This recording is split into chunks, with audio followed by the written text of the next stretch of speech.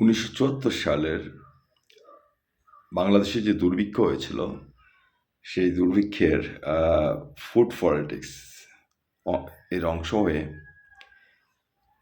ইউনূস যে বাংলাদেশে এসেছেন এবং এরপরে যা করেছেন সেটা আসলে কারো অজানা নয়।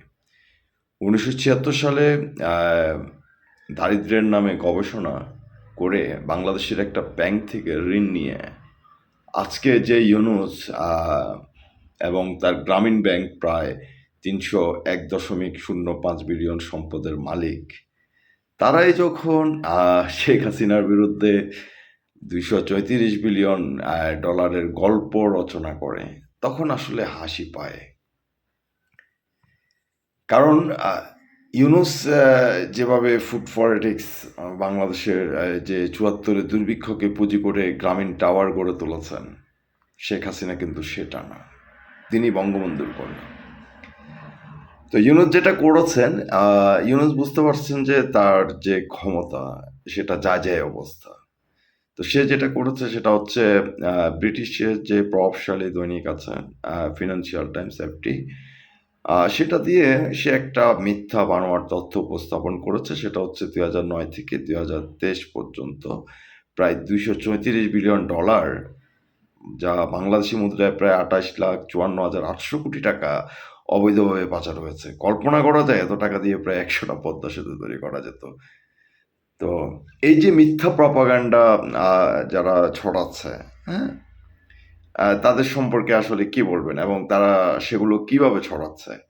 কারণ বাংলাদেশের মানুষ তো এটাও জানে না জিডিপি দিয়ে কি করে, এটাকে খায় না গায়ে দেয়, প্রবৃদ্ধি কি। হ্যাঁ, ২০০৯ সালে যখন শেখ হাসিনা বাংলাদেশের সরকার গঠন করেন, তখন বাংলাদেশের জিডিপি ছিল মাত্র ৯৩ বিলিয়ন মার্কিন ডলার। আর ২০২৪ সালে যখন তিনি ক্ষমতা ছেড়ে দেন, তখন বাংলাদেশের জিডিপি হচ্ছে ৪৫০ বিলিয়ন মার্কিন ডলার।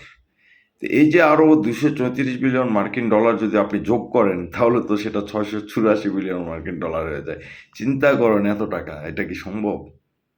বাংলাদেশের প্রবৃদ্ধি কি ১০-১১% হয়েছে? সর্বোচ্চ ৭% হয়েছে।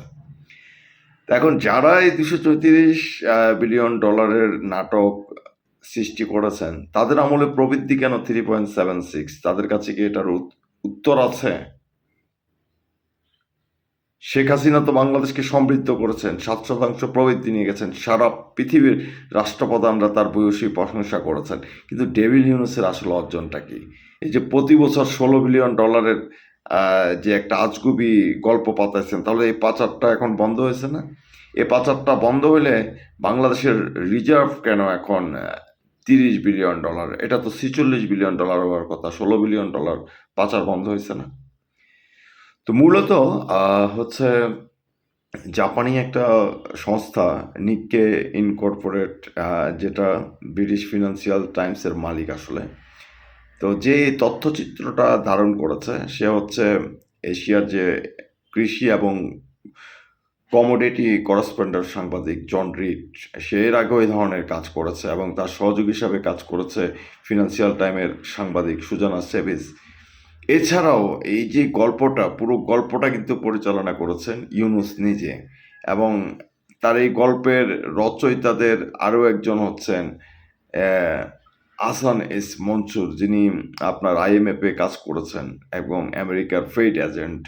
এছাড়াও আপনি যখন এই ডকুমেন্টারিটা দেখতে যাবেন, সেখানে আপনি দেখবেন যে বৈষম্য বিরোধী ছাত্র আন্দোলনের ২ সমন্বয়ক ছিল, রেহনুমা রিদি এবং রেজওয়ান আহমেদ রিফাত। এরাই কিন্তু তারা যারা ঢাকা বিশ্ববিদ্যালয়ে গণহত্যা হয়েছে বলে মিথ্যা গুজব ছড়িয়েছিল। তো এখানে আরও একজন গুরুত্বপূর্ণ ব্যক্তি আছে, সেও ফিনান্সিয়াল টাইমসের সাংবাদিক। তার নাম হচ্ছে রাফি উদ্দিন, সে ইসলামী ছাত্র শিবিরের সাবেক সদস্য।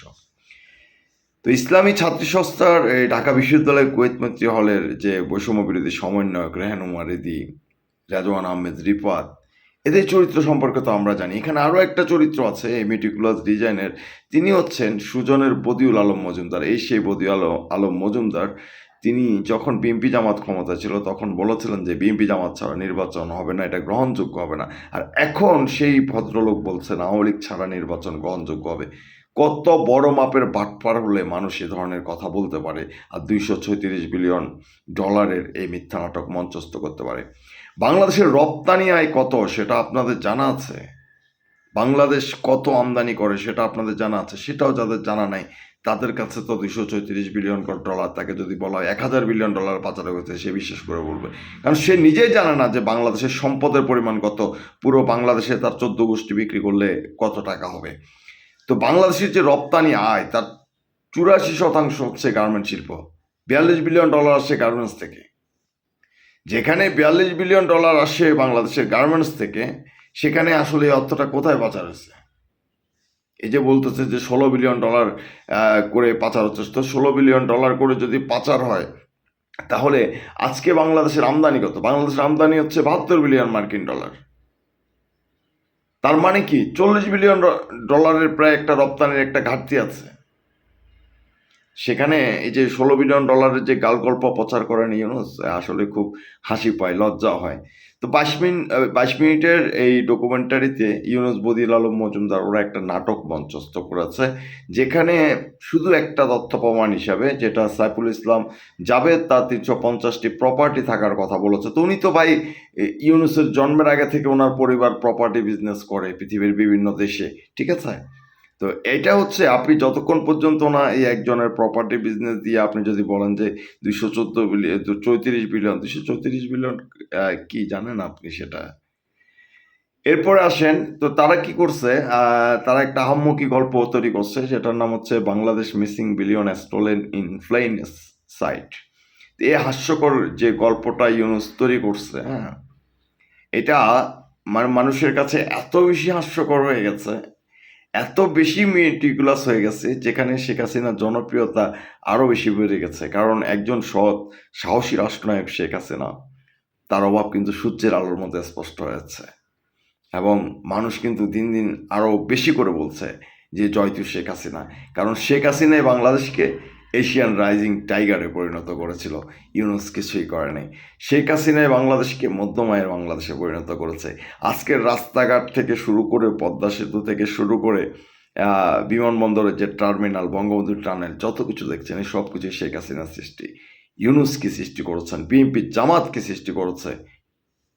আজকে 1 বছর হয়ে গেল, কি উন্নয়ন করেছে তারা? কি অর্থ ফিরিয়ে এনেছে? শেখ হাসিনার নামে যে মিথ্যা বিভিন্ন প্রপাগান্ডা ছড়িয়েছে, তার মধ্যে একটা প্রপাগান্ডা হচ্ছে আপনার ওই যে ভারতের সাথে গোলামি চুক্তি। এই গোলামি চুক্তি তারা বাতিল করে না কেন? করছে একটা গোলামি চুক্তি বাতিল আজ পর্যন্ত। এভাবে দিনের পর দিন তারা মিথ্যে ছড়ায় যাচ্ছে।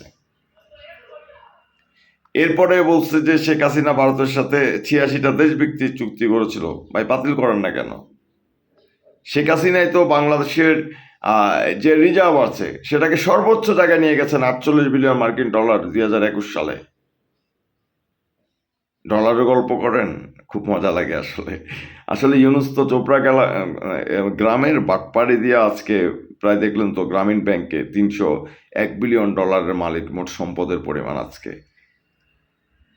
বাংলাদেশের এই সম্পদ নাই, ঠিক আছে? ধন্যবাদ।